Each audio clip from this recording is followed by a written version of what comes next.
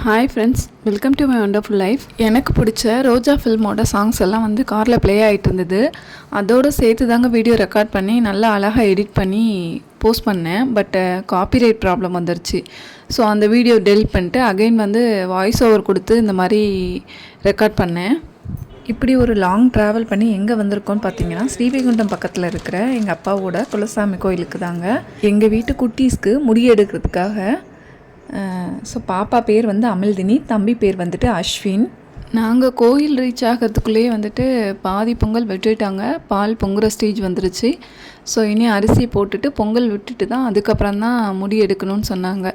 So பொங்கலுக்கு எல்லாம் ready பண்ணி வச்சுட்டு அந்த பக்கமாக போய் முடி எடுக்க போயிட்டோம். பாப்பா வந்துட்டு ரொம்ப சமத்துங்க, கொஞ்சம் கூட அழுகவே இல்லை. எந்த டிஸ்டர்பன்ஸும் பண்ணாமல் ரைம்ஸை பார்த்துட்டே அவள் பாட்டு சமத்தாக உட்காந்துருந்தா.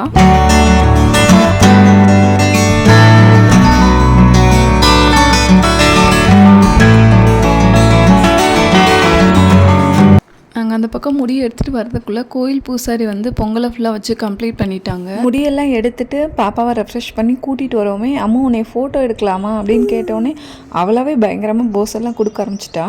இந்த பக்கம் தூக்கிட்டு வந்ததுமே பிளேட்டில் இருந்த ஆப்பிளை அவளாவே எடுத்து சாப்பிட ஆரம்பிச்சிட்டா. கட் பண்ணி கூட கொடுக்கல.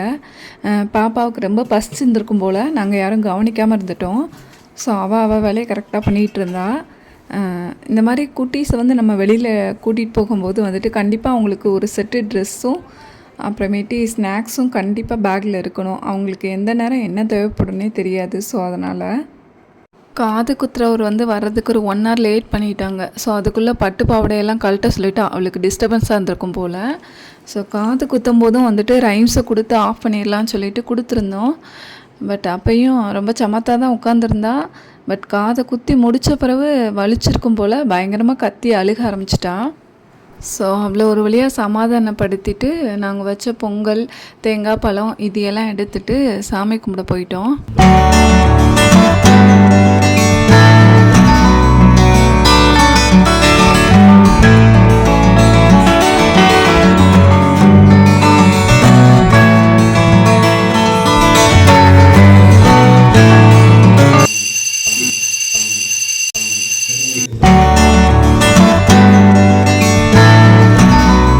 வெளியில் வந்த அப்புறமேட்டி எங்கள் அஸ்வின் வந்துட்டு, அத்தை நான் உங்களை ஃபோட்டோ எடுக்கிறேன் அப்படின்னு சொல்லிட்டு ஃபோட்டோ வீடியோன்னு சொல்லி மாற்றி மாற்றி எடுத்துகிட்டு இருந்தான்.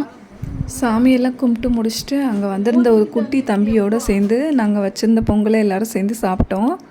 சாப்பிட்டுட்டு ஹேண்ட் வாஷ் பண்ணுற இடத்துல பார்த்திங்கன்னா ஒரு மைல் தூரமாக போயிட்டு இருந்தது.